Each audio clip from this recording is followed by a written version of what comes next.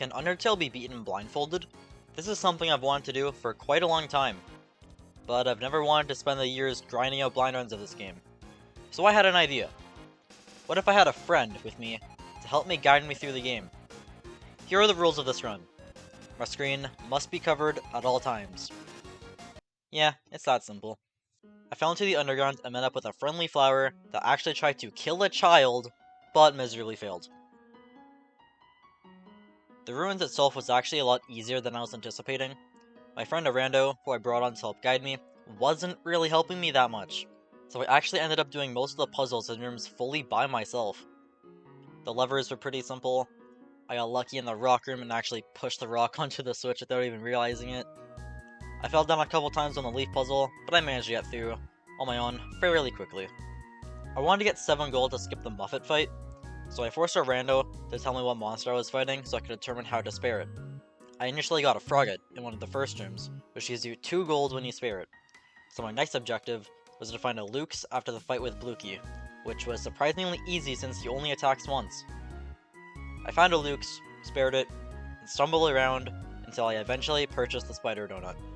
With that out of the way, I headed over to the room with the ribbon. I wanted to get 5 armor pieces to basically skip the Mettaton EX fight. I needed the ribbon, bandana, tutu, cloudy glasses, and a stained apron. I actually ended up doing this room mostly on my own since Arando wasn't being very helpful.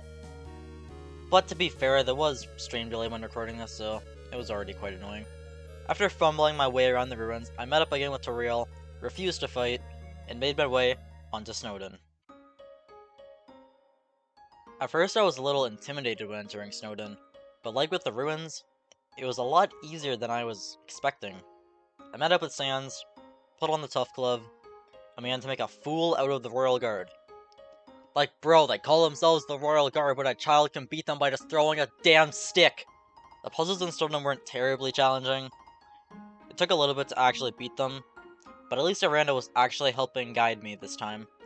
And then, there was the dreaded ice puzzle.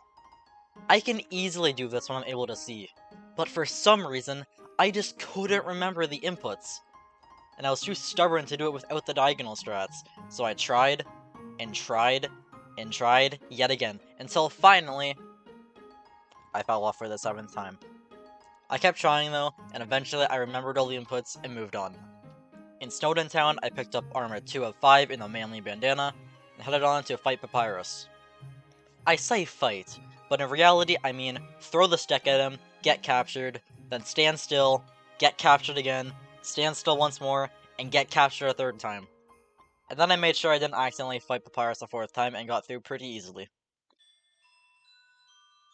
Waterfall was the scariest area ever.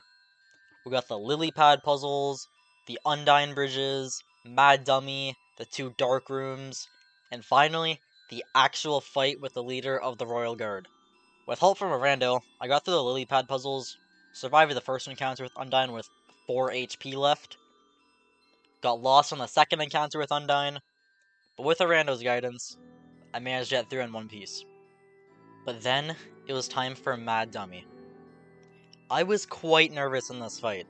With all the magic bullets everywhere, and not being able to see where they were coming from and where it actually was in the box, I was struggling quite a bit. But thankfully, I was smart enough to pick up the astronaut food along the way, and I managed to win the fight on the first try. I went over to Gerson, bought the cloudy glasses, and then went on to fight Undyne. But not before playing the piano, of course.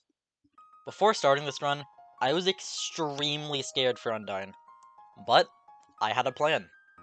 I was going to have Arando memorize Undyne's attack patterns, and write them down in my chat for me to look over before each attack. But there was one problem to this. The Undyne fight can be quite long, and I would die very quickly when I don't know the attack patterns. After about 6 deaths, I had a new plan. The rules stated that I only had to have my screen covered.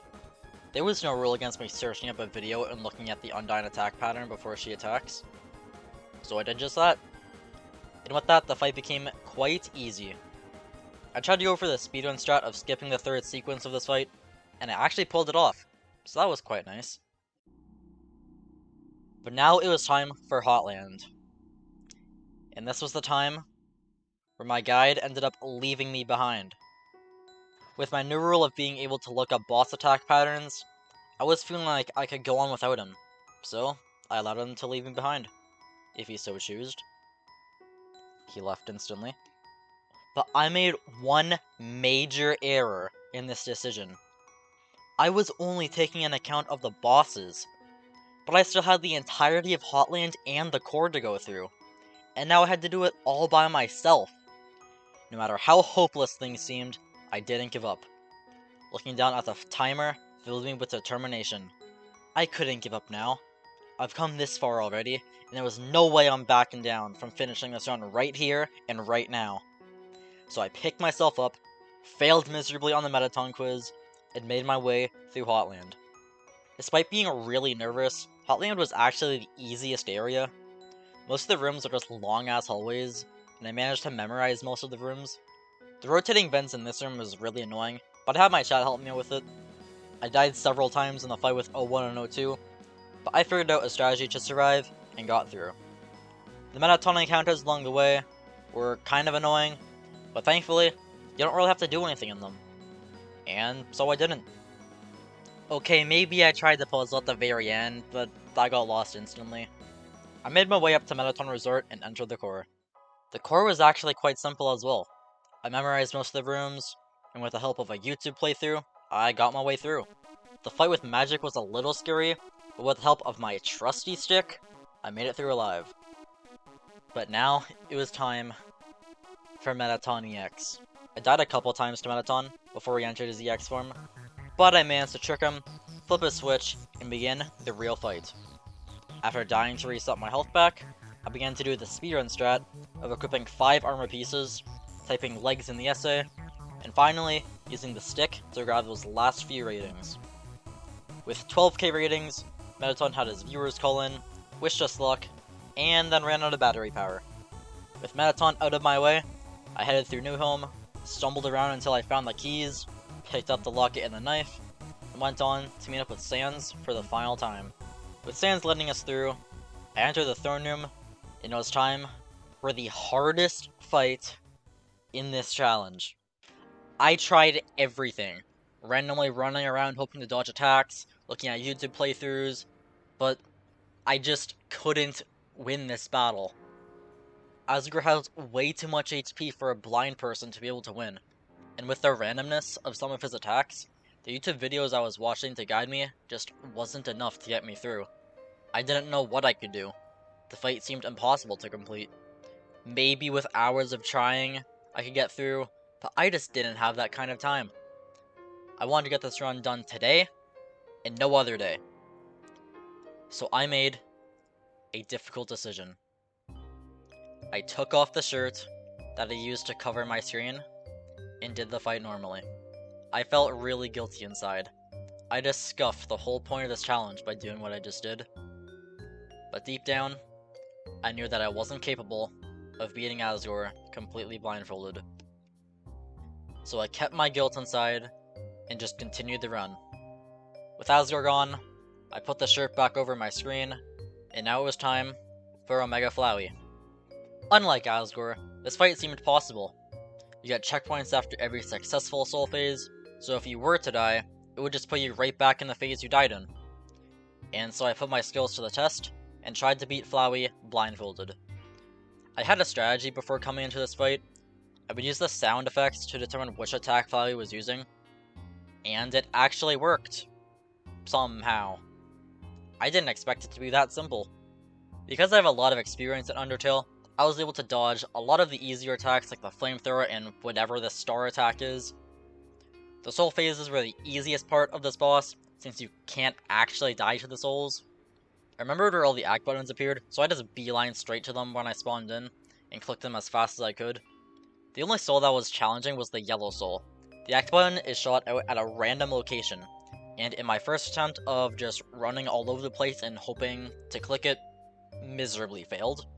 But my new plan of timing when it would get shot out, and moving in a circle around the center, ended up working on my second attempt, and thus it was time for the final phase. And I did it on my first try! Why don't you see for yourself?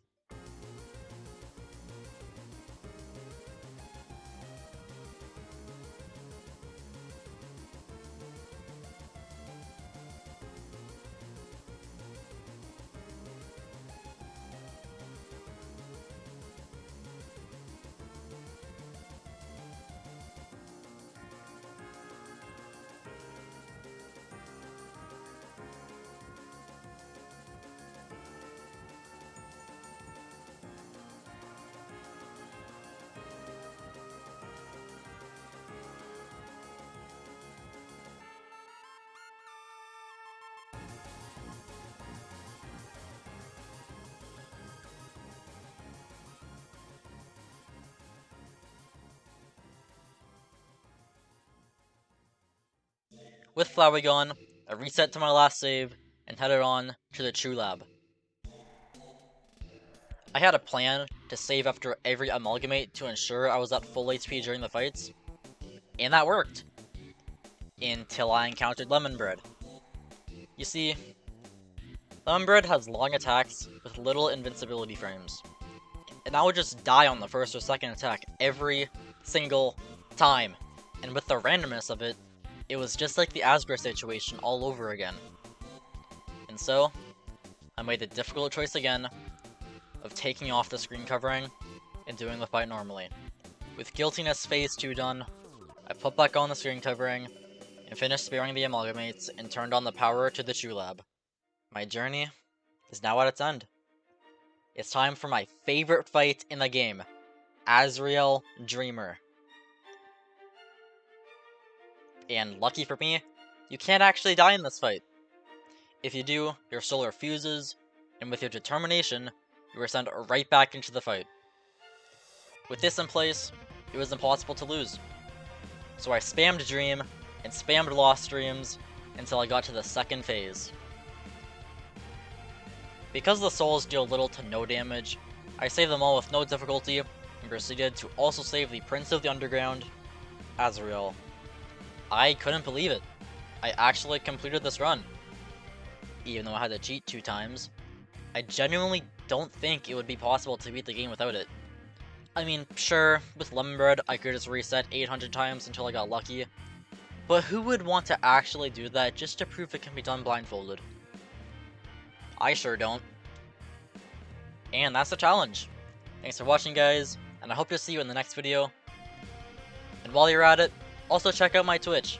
I stream every single day, whether it being Minecraft, Undertale. I'm sure you'll have a great time there. Have a good night, everyone, or a good morning. I don't care. Goodbye.